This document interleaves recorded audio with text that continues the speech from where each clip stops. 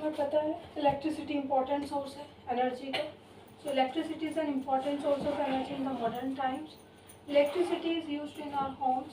सारे electrical appliances में हमारी होती है, इंडस्ट्री में यूज़ होती है, ट्रांसपोर्ट में, इलेक्ट्रिक व्हीकल्स भी आजकल यूज़ किए जा रहे हैं. जैसे electricity is used in our homes for lighting, operating fans, heating purpose, cooling purpose, refrigerating purpose, बहुत सारे पर्पस के लिए ना.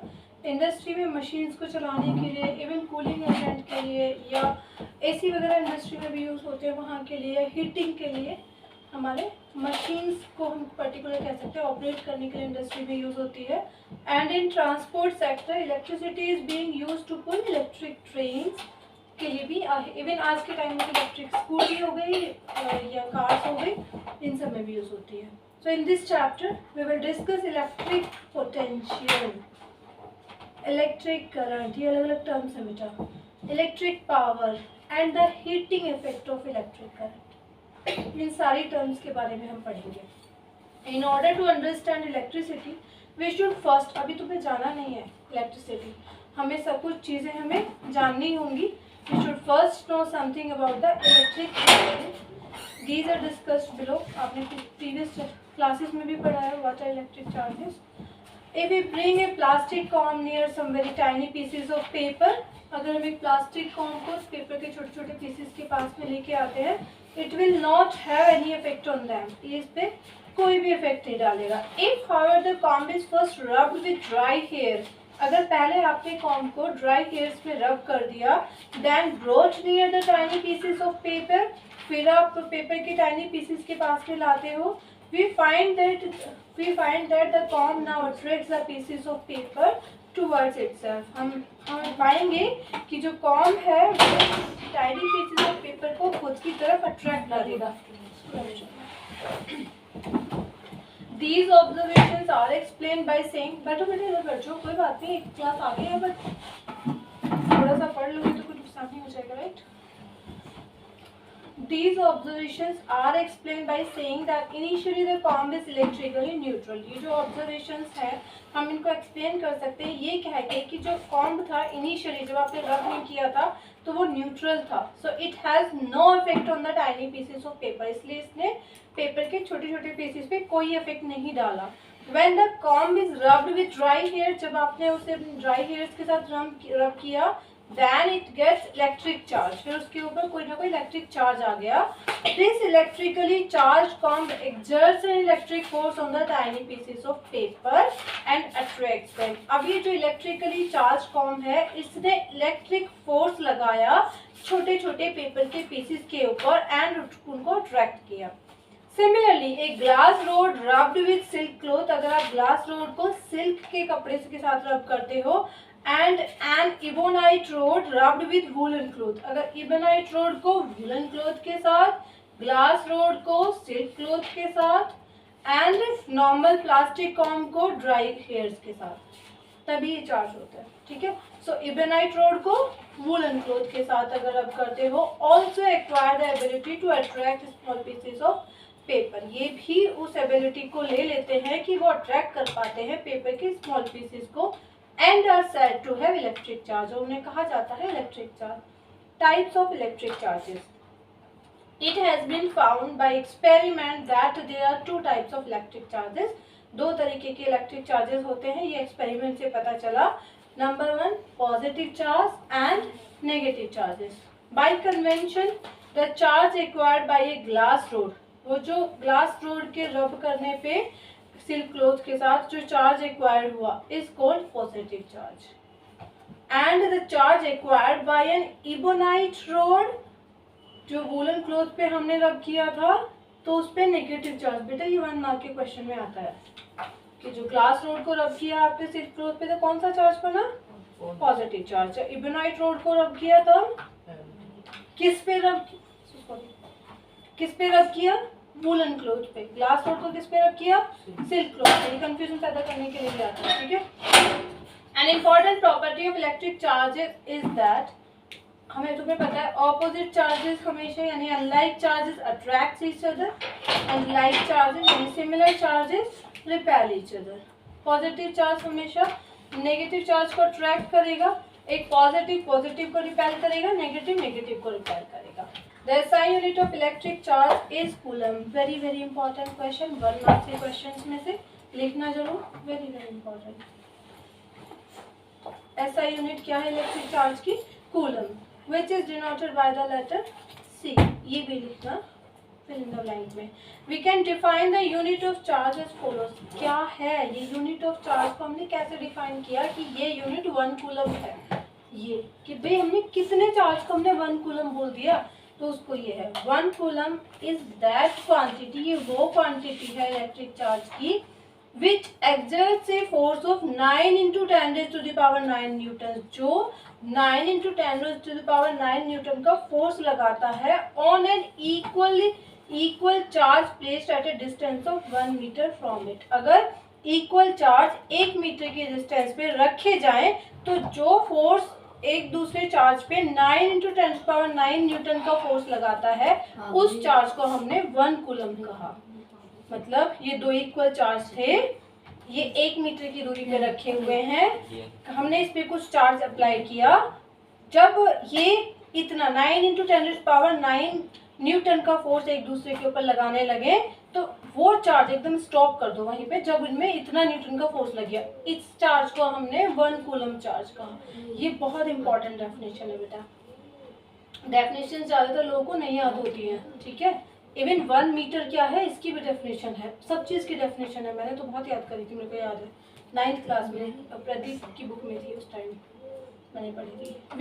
We now know that all the matter contains positively charge particles called protons. अब हम जानते हैं सारे के सारे मैटर्स जिनपे पॉजिटिवली चार्ज पार्टिकल्स होता है उन्हें हम प्रोटॉन्स कहते हैं, एंड नेगेटिवली चार्ज पार्टिकल्स को हम कहते हैं electrons. A proton possess a positive charge, ये भी बहुत इंपॉर्टेंट है। कितना पॉजिटिव चार्ज होता है एक प्रोटॉन के ऊपर? 1.6 into 10⁻⁻19 कूलम का, ठीक है। 1.6 बोल दिया करो तो याद हो जाएंगे वो। 1.6 into 10⁻⁻19 तुम्हारी क्लास में पढ़ा था ना, इस क्लास में तुमने -19 coulomb. Whereas an electron possesses a negative charge of 1.6 into 10⁻19 coulomb. It obvious that the unit of electric charge called coulomb, ये आपको पता है इलेक्ट्रिक चार्ज की यूनिट कूलम है, तो is much bigger than the charge of A proton और an electron. देखो -19 है, यानी इससे तो बहुत ज्यादा हो गया ना coulomb. The point will be become more clear from the following example, यानी यहाँ से अगर आप निकालोगे 1 कूलम इज इक्वल टू यानी 6.25 into 10 raised to the power 18 electrons constitute करते हैं 1 कूलम ऑफ चार्ज। यहाँ से इसमें में निकल गया एग्जैक्टली में, इसको वो भी कर लेना, सॉल्व भी कर लेना, ये नंबर याद रखना, ठीक है, ये याद रखना। 6.25 into 10 raised to the power electrons एक साथ मिलके 1 कूलम का चार्ज लगाते हैं, ठीक है। The above example tells the SI unit of electric charge coulomb is equivalent to the charge contained in 6.25 into 10 power 18 electrons। Question ऐसे भी आएगा कि 1 कूलम का जो चार्ज है वो कितने इलेक्ट्रॉन्स के चार्ज के इक्वल है, तो 6.25 into 10 power 18 इलेक्ट्रॉन्स के चार्ज के इक्वल है। छोटे बच्चे हो, 10 coulomb is a very big unit of electric charge, ये इलेक्ट्रिक चार्ज की बहुत बड़ी यूनिट है। आपको देखो इतने इलेक्ट्रॉन्स एक साथ मिलकर जब चार्ज लगाते हैं तब वो 1 कूलम बैठता है। कंडक्टर्स एंड इंसुलेटर्स, थोड़ा सा ये टॉपिक भी करा देती हूँ, ठीक है। Electric potential, okay, electric potential. When a small positive test charge is placed in the electric field due to another charge, जब एक छोटा सा पॉजिटिव टेस्ट चार्ज आपने किसी इलेक्ट्रिक फील्ड में रखा जो दूसरा चार्ज था, उसका ऑपोजिट चार्ज था, इट एक्सपीरियंस ए फोर्स, इस पे कुछ फोर्स एक्सपीरियंस होता है। So work has to be done on the positive test charge to move it against this force of repulsion. इस पे कुछ काम होता है, वर्क डन होता है इस पॉजिटिव टेस्ट चार्ज पे जो इसके रिपल्सन के अगेंस्ट काम करता है, ठीक है। डेफिनेशन ये है, द इलेक्ट्रिक पोटेंशियल और पोटेंशियल एट ए पॉइंट, किसी भी पॉइंट पे पोटेंशियल अगर हमें डिफाइन करना है तो कैसे करेंगे? In an electric field is defined as the, किसी भी इलेक्ट्रिक फील्ड में किसी पॉइंट पे इलेक्ट्रिक पोटेंशियल को अगर डिफाइन करना है उसको ऐसे करेंगे, the work done in moving a unit positive charge from infinity to that point. जो वर्क डन हुआ, जो काम हुआ एक टू मूव कराने में एक यूनिट पॉजिटिव चार्ज को इन्फिनिटी से उस पॉइंट तक मूव कराने में, that is called electric potential.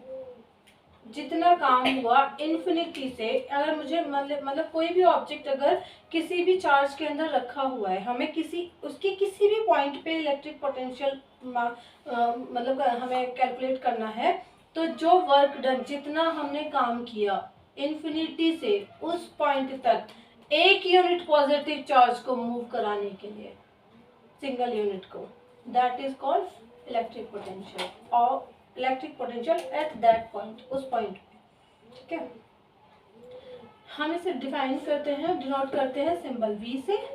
V आपको पता है वोल्ट। ठीक है, ए पोटेंशियल ऑफ 1 वोल्ट और एट ए पॉइंट, मतलब एक किसी पॉइंट पे 1 वोल्ट का पोटेंशियल होने का मतलब क्या है, 1 जूल ऑफ वर्क, 1 जूल काम हुआ, is done in moving 1 unit positive charge from 1 infinity to that point। 1 joule का वर्क हुआ है, 1 जूल ऑफ वर्क हुआ है, 1 यूनिट पॉजिटिव चार्ज को इन्फिनिटी से उस पॉइंट पे मूव कराने के लिए। एक्चुअली क्या होता है मैं आपको बताती हूँ सिंपल लैंग्वेज में, बहुत इजी लैंग्वेज में मैं अगर आपको समझाऊँ कि अगर आपने एक रोड ले ली, ठीक है, उस रोड में आपने पानी भर लिया, अगर आपने उसको बैलेंस रखा हुआ है, सपोज सैंड है, ठीक है, मिट्टी आप समझ लो, तो आपने उसको बैलेंस रखा होता है, इक्वल रहेगी दोनों तरफ, और सपोज करो कि आपने बीच में पार्टीशन कर दिया और एक तरफ पूरा भर दिया, ठीक है, और बीच में आपने होल कर दिया। अब उसको दूसरे पॉइंट पे लाने के लिए उसको आप कितना उठाओगे कि वो सारा का सारा दूसरे पॉइंट पे आ जाए, तो दैट इज वर्क डन। यहाँ पे भी यही होता है, चार्ज आपको इन्फिनिटी से उस पॉइंट तक लाने के लिए जितना काम किया कराया आपने, दैट इज इलेक्ट्रिक पोटेंशियल। ठीक है, मैंने उसको सिंपल लैंग्वेज में समझा था, वो एक्चुअली रियल में नहीं है, वो सिर्फ समझाने का एक तरीका है। Since that the unit of charge is coulomb, आपको पता है चार्ज की यूनिट कूलम है। We can also say that one potential, a potential of 1 volt, किसी भी पॉइंट पे 1 वोल्ट का पोटेंशियल का मतलब क्या है, 1 joule of work is done in moving 1 coulomb of positive charge from infinity to that point। 1 volt का मतलब है आपने 1 जूल का वर्क कराया है 1 कूलम के पॉजिटिव चार्ज को इन्फिनिटी से उस पॉइंट तक पहुंचाने के लिए। ठीक है, आपने कितना काम कराया है, 1 जूल ऑफ वर्क, कहाँ कितने पॉजिटिव चार्ज को, 1 कूलम ऑफ पॉजिटिव चार्ज को इन्फिनिटी से उस पॉइंट पे पहुंचाने के लिए, that is called potential electric potential. Difference नहीं है potential. A more common term used in electricity is however potential difference. अब ये आएगा, ठीक है, ये बहुत ही इंपॉर्टेंट टर्म है बेटा, पोटेंशियल डिफरेंस। याद भी पता होना चाहिए, इसकी ये ड्राइव करने के लिए भी आता है, डेरिवेशन इंपॉर्टेंट है।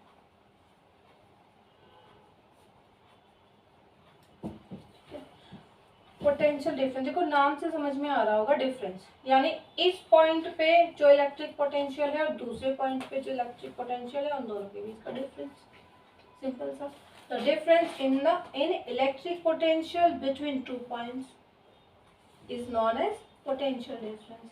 अब इसका मतलब क्या है कि यानी किसी एक पॉइंट पे तो पोटेंशियल ज़्यादा होगा, किसी एक पॉइंट पे पोटेंशियल कम रहा होगा, तभी उनके बीच का डिफरेंस कैलकुलेट होगा, है ना, अदरवाइज तो 0 हो जाएगा ना पोटेंशियल डिफरेंस अगर दोनों तरफ इक्वल होगा। The potential difference between 2 points in an electric circuit is defined as the amount of work done in moving a unit charge from 1 point to other point. Suppose करिए एक wire है, इसमें कुछ भी इंस्ट्रूमेंट यहाँ पे लगे हुए हैं, ठीक है, आपका यहाँ जो इलेक्ट्रिक चार्ज जब आपका यहाँ पे आया चार्ज इनिशियली, और जब इनिशियली आया तो यहाँ पे तो 0 है और यहाँ पे कुछ चार्ज है, तो पोटेंशियल डिफरेंस था, यानी यहाँ पे कुछ चार्ज था और यहाँ नहीं था, तभी तो ये यहाँ से यहाँ की तरफ मूव करा। अगर यहाँ भी होता और यहाँ नहीं, यहाँ भी होता तो मूव नहीं कराता ना। ठीक है। तो यहाँ पे इनिशियली कुछ पोटेंशियल था, यहाँ पे नहीं था, तब इसने मूव करा और इन दोनों के बीच का इलेक्ट्रिक पोटेंशियल डिफरेंस कहलाएगा। मतलब दोनों के बीच का डिफरेंस इलेक्ट्रिक पोटेंशियल का है वो पोटेंशियल डिफरेंस कहलाएगा। ठीक है। वो इस चार्ज को यहाँ से मूव करा रहा है इनिशियल पॉइंट से फाइनल पॉइंट तक, इनिशियल पॉइंट से फाइनल पॉइंट तक, one point to other point. 1 unit of charge, जो वर्क डन आपने किया to move 1 unit of charge from one point to other is called potential difference. Potential difference कितना work done किया, quantity of charge, कितना charge आपने move कराया। ठीक है, यही इसकी डेफिनेशन है, work done divide by quantity of charge move. ये याद करना बेटा कंपल्सरी है।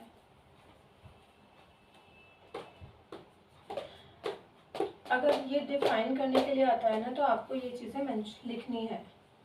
W जूल्स ऑफ वर्क अगर इतना हुआ है कराने के लिए, it has to be done to move Q coulombs of charge from one point to other point. इतना चार्ज आपने लगाया एक पॉइंट से अदर पॉइंट पे मूव कराने के लिए, देन द पोटेंशियल डिफरेंस कितना होगा, V is equal to W upon Q। ठीक है, जो W आपका वर्क डन है, Q क्वांटिटी ऑफ चार्ज है। तो ऐसा unit of potential difference is volt. आपने कभी सुना होगा कितने वोल्ट का करंट आ रहा है, actually potential difference which is denoted by the letter V. The potential difference also sometimes written in symbol as PT, potential difference. ये भी तो ये जरूर याद रखना, इनकी 1 मार्क्स पे क्वेश्चन आएंगे जरूर, ऐसा यूनिट के लिए या उसके सिंबल के लिए ये जरूर आते हैं। The potential difference between 2 points is said to be 1 volt if 1 joule of work is done in moving 1 coulomb of electric charge. अगर 1 कूलम के इलेक्ट्रिक चार्ज को एक पॉइंट से दूसरे पॉइंट पे मूव कराने के लिए हमने 1 यूनिट ऑफ वर्क डन कराया है, देन हम उसको कहेंगे 1 वोल्ट पोटेंशियल डिफरेंस। ठीक है, इस वायर से आई थिंक थोड़ी चीजें क्लियर होंगी कि वायर से अगर हमें यहाँ पे कुछ चार्ज इकट्ठा हुआ, वो यहाँ से यहाँ तक ले जाना है, तो वो चार्ज 1 कूलम का था, उसको हमें यहाँ से यहाँ तक ले जाने के लिए 1 यूनिट ऑफ वर्क डन कराना पड़ा एक पॉइंट से दूसरे पॉइंट के लिए। तो वो जो हमारा डिफरेंस है वो क्या कहलाएगा, 1 वोल्ट पोटेंशियल डिफरेंस। ठीक है, 1 V equal to 1 joule upon 1 coulomb, और कूलम को जब ऊपर ले जाओगे तो -1 हो जाती है पावर, आपको पता है जब पावर ऊपर जाती है तो जूल पर कूलम उसको बोलेंगे, जूल पर coulomb. The potential difference is measured by the means of an instrument, volt meter instrument होता है, इससे हम मेजर करते हैं पोटेंशियल डिफरेंस को। अंदर हमारे एसी वगैरह में भी लगा, एसी के नीचे लगा हुआ है volt meter. The volt meter is always connected in parallel. हमेशा जो एमीटर होता है, जो करंट मेजर करने के लिए होता है, उसको हम सीरीज में कनेक्ट करते हैं। सीरीज और पैरेलल पता है, जैसे यहाँ पे हमारी वायर है, ठीक है, हमें इस वायर से यहाँ वायर निकाल के यहाँ पे कनेक्ट करेंगे हम वोल्ट मीटर, ये है पैरेलल कनेक्शन। अगर यहाँ पे कुछ चीज़ है, ठीक है, हमें इसका करंट, और यहाँ पे आपने एमीटर कनेक्ट किया, ये है सीरीज कनेक्शन। ठीक है, क्यों करते हैं, क्योंकि पैरेलल में जो वोल्टेज है वो डिवाइड नहीं होते, जितने वोल्टेज यहाँ है उतने ही यहाँ रहेंगे, लेकिन करंट डिवाइड हो जाता है। ठीक है, और सीरीज में करंट जितना यहाँ है उतना ही एमीटर बताएगा, वोल्टेज डिवाइड हो जाते हैं। Got it? तो इसलिए हम इसे हमेशा वोल्ट मीटर को पैरेलल में कनेक्ट करेंगे। क्यों? क्योंकि पैरेलल में वोल्टेज सेम रहते हैं, सीरीज में करंट सेम रहता है। ठीक है, the voltmeter is always connected in parallel across the 2 points where the potential difference is to be measured। जिन पॉइंट्स पे आपको पोटेंशियल डिफरेंस मेजर करना है उसके हमेशा पैरेलल में, जैसे आपको बता दिया इसने ए एंड यहाँ पे इसको मेंशन कर दिया बस डायग्राम को। ठीक है, a voltmeter has a high resistance so that it takes a negligible current from the circuit। ये बहुत ही कम करंट लेता है सर्किट से। the term volt gives rise to the word voltage। Volt हम कहते हैं वोल्टेज को, उसी से बना है। Voltage is the other name of potential difference का ही दूसरा नाम है वोल्टेज। अब इस पे रिलेटेड ये क्वेश्चन, तो ये सॉल्व कर सकते हो आप।